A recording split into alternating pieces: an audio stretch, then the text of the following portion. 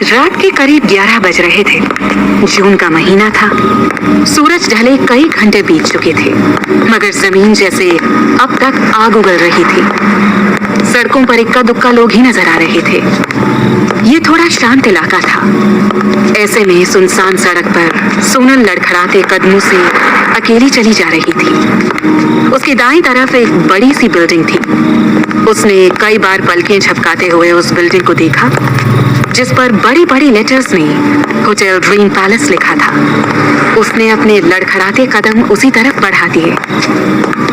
वैसे तो सोनल कभी ड्रिंक नहीं करती थी, मगर आज पार्टी में दोस्तों के जोर देने पर उसने कुछ ज्यादा ही ड्रिंक कर ली थी। घर पर डांट ना पड़े, इसलिए उसकी कजन पायल ने उसे होटल में नाइट स्टे करने का सजेशन दिया था। होटल ड्रीम पैलेस, हाँ यही नाम तो बताया था पायल ने। सामने होटल को देखकर वो खुद में ही बड़बड़ाई। रिसेप्शन पर पहुंचकर उसने पर्स से एक कार्ड निकालकर रिसेप्शनिस्ट के सामने रख दिया। उसने एक बार कार्ड की तरफ देखा और फिर उसे ऊपर जाने का इशारा किया। सोनल की आंखें बार बार नशे से बंद हो रही थी। वो किसी तरह अपनी आंखें खुली रखते हुए दीवारों का सहारा लेकर लिफ्ट तक पहुंची। 6th फ्लोर पर पहुंचकर लिफ्ट रुक गई। लिफ्ट से बाहर निकलकर वो लॉबी की तरफ बढ़ी। सोनल अपनी आंखों को बड़ा बड़ा कर देखने की कोशिश करते हुए बोली, यही है 2606।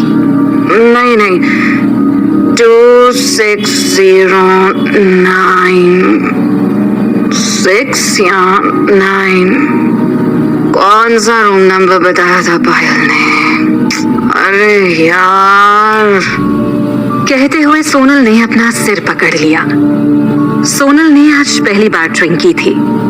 उसका सिर दर्द से फटा जा रहा था।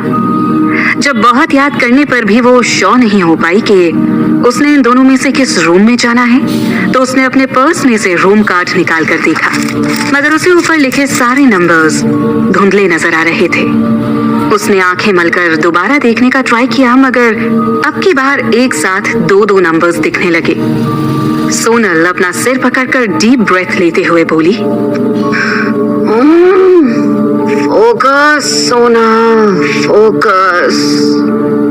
उसके पैर बुरी तरह डगमगा रहे थे। गिरने से बचने के लिए वो दीवार का सपोर्ट लेकर खड़ी हो गई। उसने रूम कार्ड को वहां लगे सेंसर पर प्रेस किया। बीप की आवाज आई, मगर डोर नहीं खुला। उसने एक बार, दो बार, बार बार ट्राई किया, मगर दरवाजा नहीं खुला। अब तक उसे गुस्सा आने लगा था। इरिटेट होकर उसने गुस्से में जोर से अपना हाथ दरवाजे पर दे मारा। दरवाजा तो नहीं खुला, मगर उसके हाथ में चोट जरूर लगी। सोनल अपने हाथ में पकड़े हुए कार्ड को देखते हुए खुद से ही बोली, लगता है गलत रूम में आ गई हूँ मैं। दूसरे रूम पर ट्राई करती हूँ।